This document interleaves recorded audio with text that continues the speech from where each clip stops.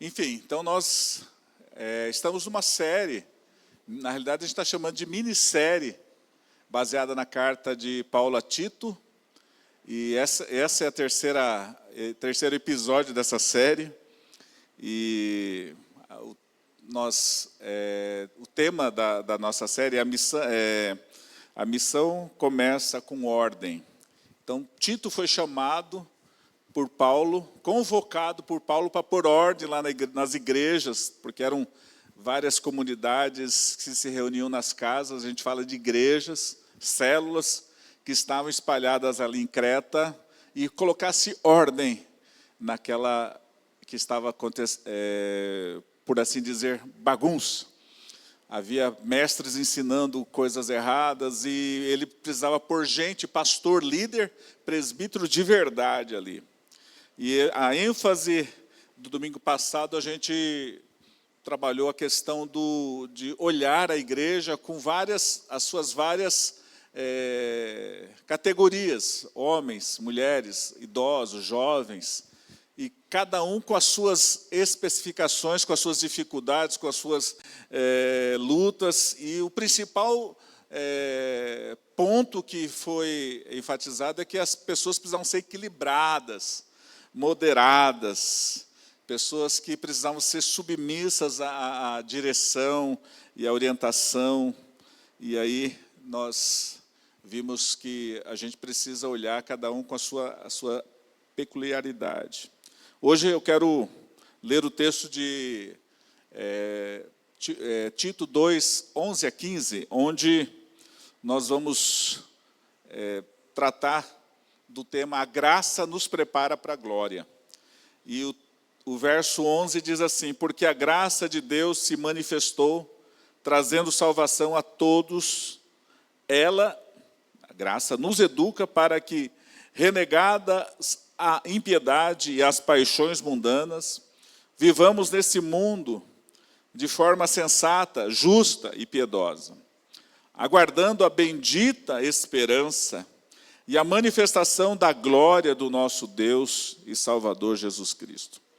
Ele deu a si mesmo por nós, a fim de nos remir de toda iniquidade e purificar para si mesmo um povo exclusivamente seu, dedicado à prática de boas obras. Ensine essas coisas, e eu colocaria Tito, também exorte e repreenda com toda a autoridade, que ninguém despreze você. Então, essa é o texto que vai dar base para a gente viver o que a gente falou na semana passada. Como que eu consigo viver de forma equilibrada? Como que eu consigo viver de forma moderada? E como que eu posso viver uma vida exemplar, uma vida plena, e uma vida discipuladora? E eu posso trazer várias recomendações. Vocês precisam, né? Tem muitos pastores que gostam de pregar. Vocês precisam mudar. Vocês precisam ser mais santos. Vocês precisam ser mais obedientes. Vocês precisam ser mais... E joga para a igreja uma carga pesada. Talvez a pergunta que vocês vão fazer, e nós temos que responder, é: como eu consigo fazer isso? Eu quero, mas eu não consigo. E aí eu quero trazer uma resposta, a primeira delas, de muitas respostas que a gente pode dar, é que nós faremos isso pela graça. A manifestação da graça. Tito 2,11, ele vai colocar isso: porque a graça de Deus se manifestou, trazendo salvação a todos os homens. Essa graça que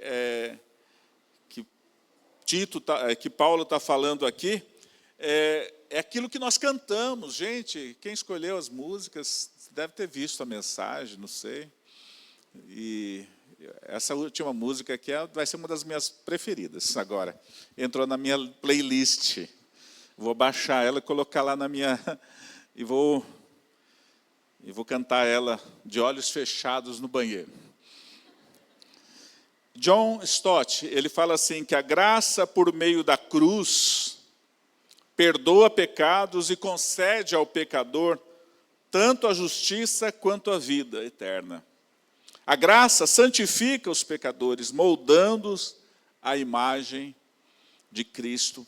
Quando a gente fala daquilo que a gente não merece, a gente fala daquilo que a gente recebeu sem ter feito nada, nós estamos falando de graça. E o texto está dizendo que a graça se manifestou, trazendo salvação a todos os homens. E essa graça, ela é uma pessoa, essa graça é a pessoa de Jesus. E então, o texto ele vai falar de duas manifestações. Primeiro, a da graça. Jesus manifestou a sua graça. E depois ele vai falar no verso 13, que aguardando a bendita esperança e a manifestação da glória. Duas manifestações. A manifestação da graça e a manifestação da glória. E a gente vai trabalhar em cima disso, graça e glória. Como que isso vai acontecer? E vai acontecer para quem? E o texto diz que a graça se manifestou alcançando trazendo salvação a todos os homens, quer seja, como nós falamos no domingo passado, homens velhos, homens novos, mulheres mais maduras, né? Porque eu fui repreendido, eu fui corrigido para não falar mulheres velhas, não sei porquê. E ontem, gente, eu fui comer um bolo lá na casa do meu sobrinho, e a vó dele estava lá, e sabe o que eu fiz? Eu perguntei o quê para ela? Qual a idade dela? Ela olhou para mim e falou, mas por que você está me perguntando a minha idade? Falei, eu perguntei para o seu marido, agora estou perguntando para você. Não se pergunta a idade para as mulheres. E eu falei, novamente eu falhei. Então não é mulheres mais velhas, mas é mulheres mais maduras. É para os jovens, a salvação é para o escravo, é para o profissional, é para o que é o patrão. A graça é para todos. Não significa que a salvação é universal para todos, indistintamente, mas a salvação é para todos aqueles que creem. Não importa quais sejam as suas origens, a sua forma de viver. Por isso, o texto diz que há a graça e há a glória. A manifestação da graça aconteceu quando Jesus encarnou, ele viveu entre nós, ele morreu e ele ressuscitou e trouxe sobre si todas as nossos pecados, nossas maldades, todas as nossas imperfeições, tudo aquilo que nos afastava de Deus, Jesus ele absorveu e ali na cruz do Calvário carregou toda a maldição que nos impedia. Foi ele alvo da ira de Deus, para que a ira de Deus recaísse sobre ele, não sobre nós. Então, isso é um presente. Aquilo que era para acontecer conosco, aconteceu com Jesus. Ele é a manifestação da graça e a partir daí, então, nós podemos ter acesso ao Pai através de Jesus. Que presente maravilhoso é esse! E a gente reconhece que essa graça, ela é Jesus, ela é a graça, é a bondade, é o amor, é um presente merecido, é o próprio Evangelho, são as boas novas. Sabe que boas novas? Você foi perdoado em Cristo Jesus. Você foi perdoado em Cristo Jesus. Lá na cruz do Calvário, Jesus carregou os seus pecados. E quando eu estava ensinando, numa conversa com aqueles que vão ser batizados, eu falava isso. Por que vocês querem ser batizados? E alguns são novos, né? E eu fui reforçando aquilo que tinha sido aprendido no DNA. Eu falei assim, olha, a primeira coisa é que é uma obediência, você vai obedecer a uma ordem, mas acima de tudo é uma ordem que acontece baseado em alguém que se arrependeu dos seus pecados e creu. Então essa graça, ela significa que eu recebo o perdão de Jesus, movido pelo Espírito Santo, com uma fé que Deus me dá, e eu reconheço, Jesus, eu não mereço, mas o Senhor me alcançou todos os meus pecados, e eu estava ali louvando a Deus, lembrando de quão falho eu sou, quão distante, como eu poderia ter vivido mais cheio do Espírito Santo essa semana. Como eu poderia ter aproveitado mais da comunhão com Deus. Como eu poderia ter vivido mais. E às vezes a gente, por conta de várias coisas, de tantas situações, a gente desperdiça a nossa vida. E eu quero falar sobre isso hoje, porque essa graça, vemos essa graça, vamos lá olhar no texto de Tito 3, 4 a 7, que diz assim: mas quando se manifestou a bondade de Deus, nosso Salvador, e o seu amor por todos nós, Ele, Jesus, nos salvou não por obras de justiça praticadas por nós, mas segundo a sua misericórdia, Ele nos salvou mediante o lavar regenerador e renovador do Espírito Santo. Esse texto é lindo. Que Ele derramou sobre nós ricamente por meio de Jesus, nosso Salvador, a fim de que, justificados por graça, nos tornemos seus herdeiros, segundo a esperança da vida eterna. Por isso que a graça, ela vai nos preparar para viver para a glória. Mas ela nos prepara não só para aquilo que haverá de vir, mas aquilo que é hoje. A graça me prepara para não viver segundo o padrão desse mundo. A graça me prepara e me habilita. Aquilo que eu fiz a pergunta no início, como que eu vou conseguir viver isso? Quando vocês têm uma experiência com Deus, de conversão, o Espírito Santo vem habitar em você, você é selado pelo Espírito Santo, você é movido agora com um novo pensamento, com novos desejos, com novas ambições de estar mais íntimo com o Senhor. Você tem alegria em fazer a vontade dEle e tristeza pelo pecado. Quando você tem isso, a graça então vai te preparando para renegar a impiedade e as paixões mundanas. É difícil você falar assim: eu sou salvo, mas tenho tanto prazer nas coisas que o mundo oferece. Tem gente que ama as coisas desse mundo pecaminosas, né? Estou falando de padrões imorais, desejos, passa a semana inteira com a mentalidade mundana, desejando as coisas da carne. Você precisa rever se realmente a graça de Deus alcançou você, porque quando a graça de Deus nos alcança, ela faz com que a gente renegue a impiedade, rejeite as paixões mundanas, renuncie todas as coisas que desagradam a Deus. Por isso que a graça nos prepara para a glória, porque ela vai nos ensinar a não viver de maneira errada, mas também nos prepara a viver. Não só não viver, eu não posso fazer isso, né? Porque tem na cultura cristã, eu posso fazer isso, eu não posso fazer isso, né? Então é sempre a mensagem eu vou ser crente, eu não posso fazer isso, eu não posso fazer aquilo, né? Então tem gente que fala assim: vou esperar um pouquinho para curtir bastante a vida, para depois, em algum momento, depois que eu curti tudo, eu vou falar não para as demais coisas. Mas, na realidade, o texto diz que para a gente viver de forma sensata, justa, viver neste mundo, viver nesta era, viver na sua cultura, viver no seu trabalho, viver na sua família, de forma sensata, justa e piedosa.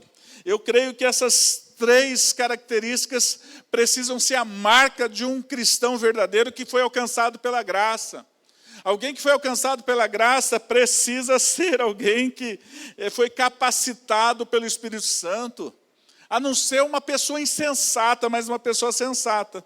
E uma pessoa sensata é aquela que busca sabedoria em Deus e aplica ao seu dia. A gente deveria ser conhecido nessa terra como pessoas sábias. O mundo está perdido, o mundo é insensato, o mundo vive perdido nos seus pensamentos, nos seus projetos.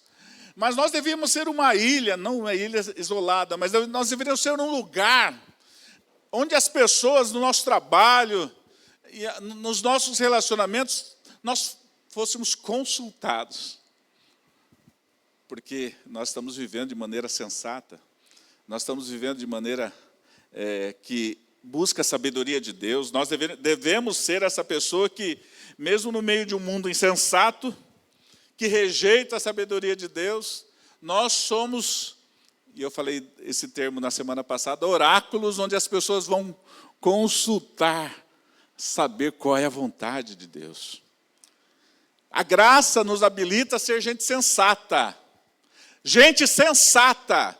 E a gente tem visto cristãos insensatos. Como que é isso? Cristãos igual a sensatez, não cristãos igual a insensatez. E nós temos visto que parece-me que está meio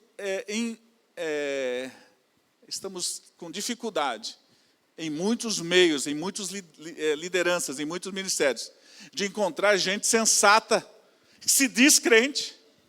E eu até mandei para alguns pastores aí uma notícia que eu vi, que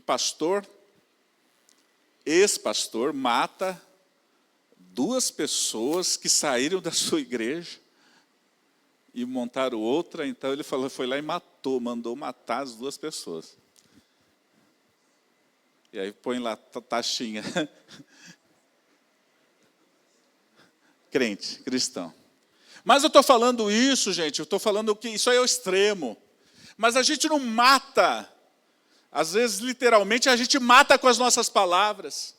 A gente mata através de posturas imbecis, posturas com falta de sabedoria. E a gente age de maneira louca. Mas nós nos chamamos crentes, cristãos. Por isso que a graça nos prepara para a glória, porque ela vai nos deixar pessoas justas, pessoas sensatas.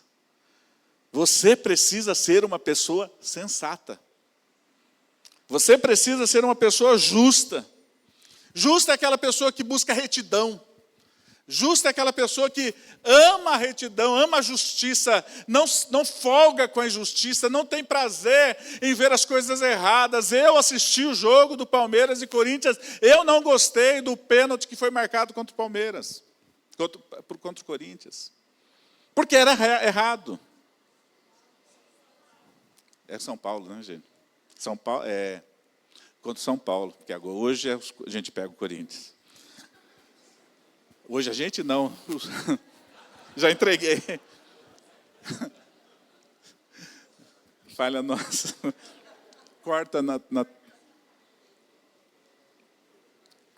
Não é porque eu sou simpatizante de algo que é uma diversão, eu vou gostar e avalizar coisas que são erradas. Eu não posso concordar com coisas que, mesmo que me beneficiem, sejam erradas. Eu não posso fazer isso no sentido de você vai num lugar e cobra o menos para você vou deixar quieto. Você tem que ter prazer das coisas justas. E a gente olha esses detalhes pequenos, e a gente olha as grandes ações do governo, da justiça, das empresas. E a gente vê nos relacionamentos, nós precisamos amar a justiça, amar, e a graça de Deus nos habilita a isso. Quando você recebe a graça de Deus, uma das marcas que precisa sair do cristão é o desejo pela justiça, nem que para isso você pague caro, pague até com a sua própria vida.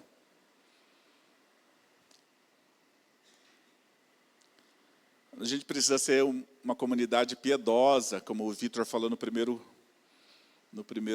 na primeira mensagem da série. Uma gente que busca a vontade de Deus, que ama agir com bondade, A marca da piedade precisa ser uma marca conhecida no meio da igreja, gente generosa, gente que ama ajudar as pessoas, mesmo aquelas que não servem ao Senhor, mesmo aquelas que te ofenderam. Nós precisamos ser esse exemplo. Então, a graça de Deus, ela nos habilita a viver, né? Ele diz assim que o texto vai dizer que ela vai fazer com que a gente viva de forma, nos educa. Eu achei o termo educa, ela nos capacita, ela nos dá condições para que a gente possa viver neste mundo, renegando a impiedade, as paixões mundanas. Ela nos capacita a viver neste mundo de forma sensata, justa e piedosa. Mas como que eu consigo viver isso? Porque o Espírito Santo foi lhe dado quando você recebeu Jesus Cristo como Senhor e Salvador. Ele te deu o domínio próprio. Eu não consigo me dominar. Ele te deu o fruto do Espírito. Ele te deu o desejo de alegria. Ele te deu a paz. Ele te deu a longanimidade. Você não pode dizer, só se você não recebeu esse Espírito ainda. Mas se você recebeu, Jesus está falando, eu vou habilitar você a viver nesse mundo, renegando a impiedade, a injustiça. Mas a gente tem dificuldade de viver no nosso meio, com os nossos irmãos, dentro da nossa casa, de maneira sensata, justa e piedosa. Como a gente vai viver fora? Por isso, eu creio que nós estamos vivendo então entre um intervalo, entre Jesus veio na sua primeira vinda, a sua primeira vinda é a graça que é manifesta. E a gente está dentro do intervalo da graça para a glória. Então, a graça foi manifesta na sua primeira vinda e nós estamos vivendo esse período maravilhoso da graça, mas virá agora a segunda vinda de Jesus, e Jesus voltará agora, já não voltará mais como apenas o servo humilde, mas ele virá como o leão, ele virá como o Senhor, e a sua manifestação dessa glória será tremenda. Ela será a volta de Jesus, e a gente está aguardando. Quem aguarda aqui a volta de Jesus? Está aguardando mesmo? Tem gente que está aguardando mais a nova série do não sei do que lá, né? Não vê a hora de que vem a série. Qual que é a próxima série que o pessoal está esperando aí? Descende?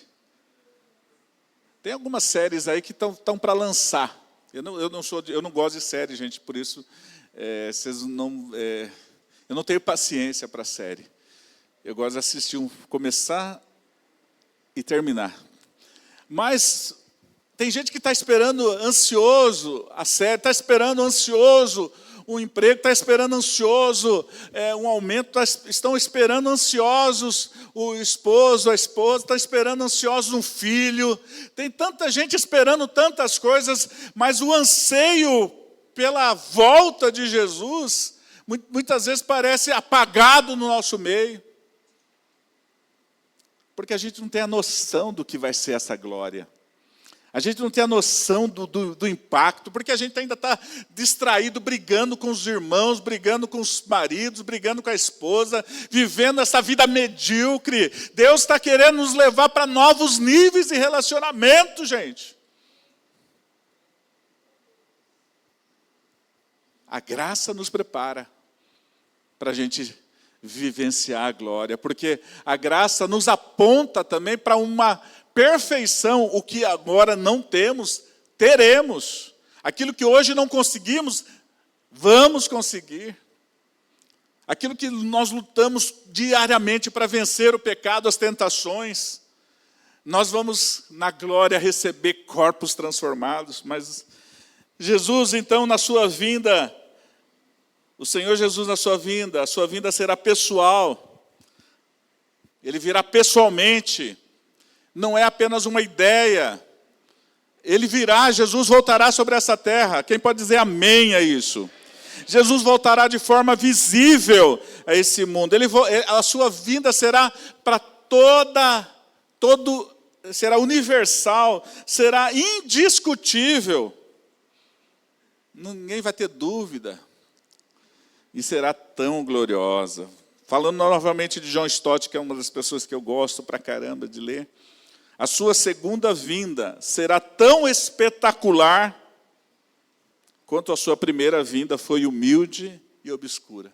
Lá em Belém, numa estrebaria, com algumas pessoas, alguns pastores. Mas agora, a gloriosa volta de Jesus na sua segunda vinda será impactante, será tremenda.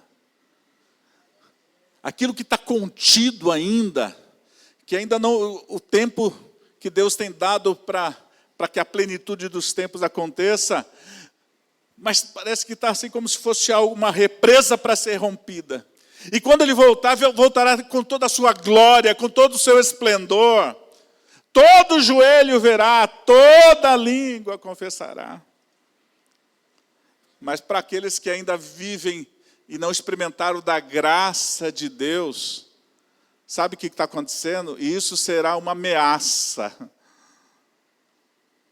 Porque a glória de Deus, ela será manifesta para todos. Mas o texto diz que essa volta, ela será, no texto, no verso 14, e Ele deu a si mesmo por nós, a fim de nos remir de toda iniquidade, purificar para si mesmo um povo exclusivamente seu. A volta é gloriosa, universal, mas ela vem para buscar aqueles que confessaram a Ele como Senhor e Salvador da sua vida, e já estão vivendo a expectativa da sua volta. Mas tem gente que não tem nenhum prazer na expectativa da volta de Jesus, porque estão tão entretidos, vivendo esse mundo, vivendo e curtindo as coisas dessa terra, que tem tanto prazer que tem até fala assim, Senhor Jesus, não volta agora, porque eu preciso curtir isso, eu preciso curtir aquilo, eu preciso me casar. Até eu falei uma vez para gente jovem, eu falei, gente, talvez Jesus possa voltar logo. Ai, pastor, eu queria tanto me casar antes. Eu queria tanto me casar. O noivo vem. A volta de Jesus vai ser tão satisfatória que ela é milhões e milhões de vezes melhor do que um casamento, melhor que um filho, melhor do que qualquer outra coisa.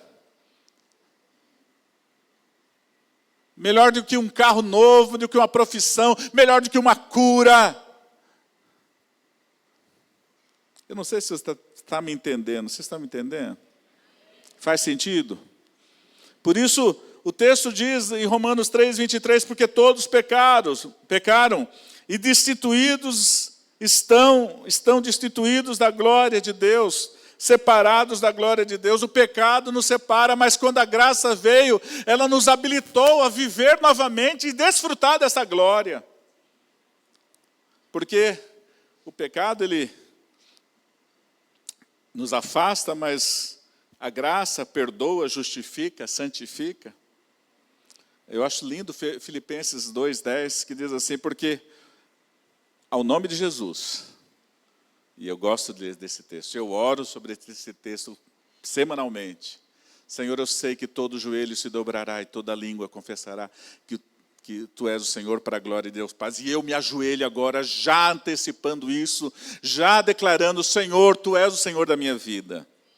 Por isso, para que o nome de Jesus se dobre todo o joelho dos que estão no céu, na terra e debaixo da terra, e toda língua confesse, Jesus Cristo é o Senhor, para a glória de Deus Pai. Por isso nós, já que fomos alcançados pela graça, ansiamos pela volta de Jesus. Mas enquanto ansiamos, nós não podemos viver num gueto, como a gente viu em Tessalonicenses, pessoas começaram a vender as coisas, parar de trabalhar, esperando a volta de Jesus. Não, nós temos que trabalhar, temos que viver, e temos que manifestar o que um filho de Deus é, uma pessoa sensata, justa e piedosa. Você precisa sair daqui hoje desejoso de mostrar sensatez. Você precisa sair daqui hoje manifestando a justiça. Você precisa sair daqui hoje manifestando a piedade. Porque a gente vai se tornar atrativo.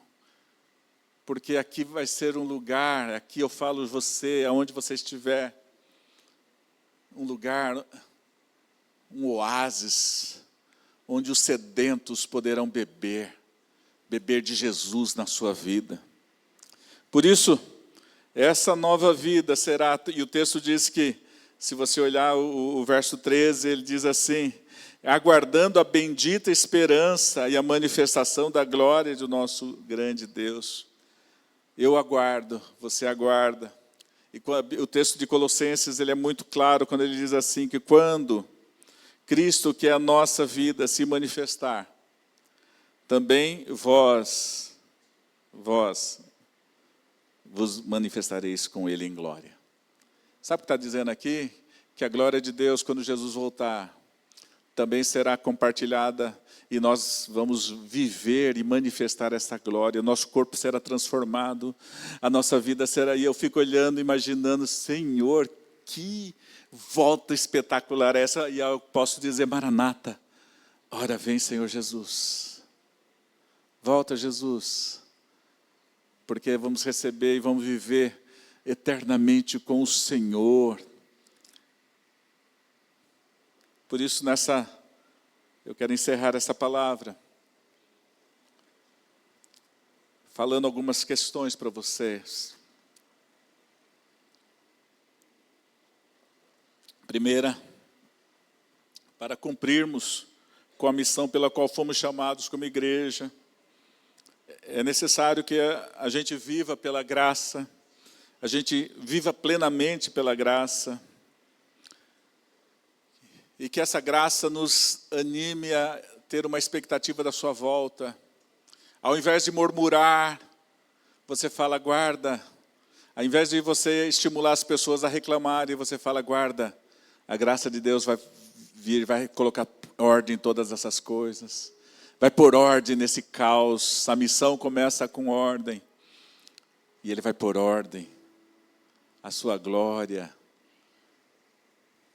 será tremenda. Não haverá mais dor. Não haverá mais morte.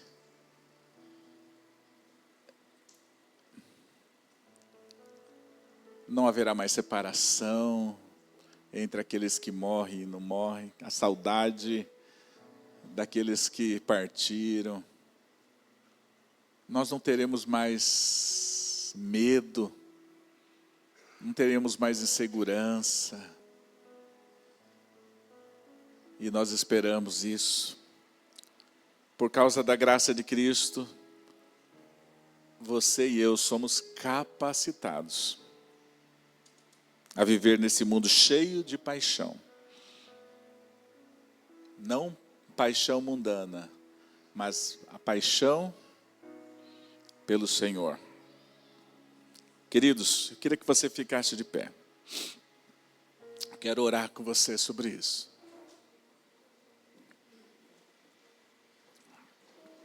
A manifestação da glória de Cristo também será a manifestação da nossa glória.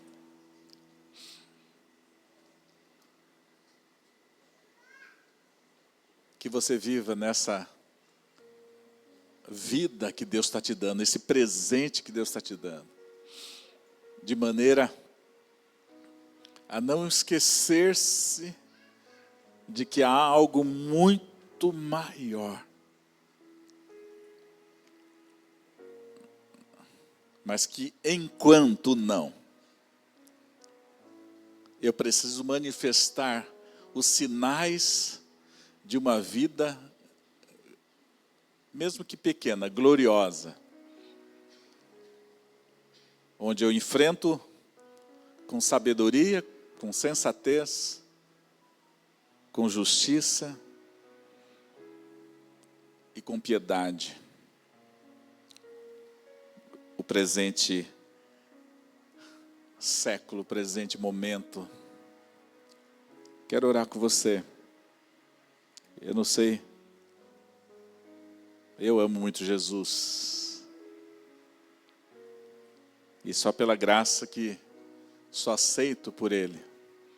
Eu não sei se você hoje aqui já fez uma decisão ao lado de Jesus e falou: Jesus, eu não fiz ainda essa decisão, mas eu quero dizer, eu entendi. E eu quero falar: Senhor, eu quero te conhecer melhor. Eu quero te conhecer melhor. Eu acho que eu estou vivendo meio... Mesmo você que já é crente, você que já diz que é crente, você que foi... Alguém deu um banho em você, né? Porque às vezes a pessoa, ela não se converteu, mas foi lá, foi batizada, mas ainda não teve essa experiência. Eu gostaria de perguntar para você se você quer conhecer mais a Jesus, quer render-se a Ele, declarando-o como Senhor e Salvador da sua vida. Se você quer fazer isso, você pode levantar uma das suas mãos e falar: Senhor, eu quero conhecer mais a Ti, Senhor, eu quero me render a Ti, eu quero buscar mais a Tua vontade. Alguém nessa manhã tem esse desejo: Senhor, eu quero me render a Ti. Só faz um sinal com a sua mão e a gente vai estar orando por você. Alguém nesse lugar?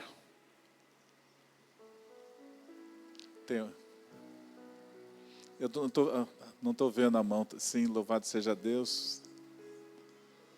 Sim, Deus abençoe. Deus possa confirmar, possa renovar, possa trazer essa segurança que talvez hoje não tenha. Senhor Jesus, eu quero te agradecer por essa igreja, que foi chamada pelo Senhor para viver nessa era, nesse tempo, de maneira graciosa, de maneira poderosa, de maneira sábia, de maneira justa, de maneira piedosa. Prepara-nos, Senhor, para a sua volta. Prepara-nos, Senhor. Prepara-nos para viver contigo na glória. Leva essa igreja, Senhor, leva-nos a manifestar a beleza do Senhor. Perdoa-nos por viver de maneira aquém daquilo que o Senhor nos chamou, aquém da Tua graça, Senhor. Nós oramos em nome de Jesus. Amém.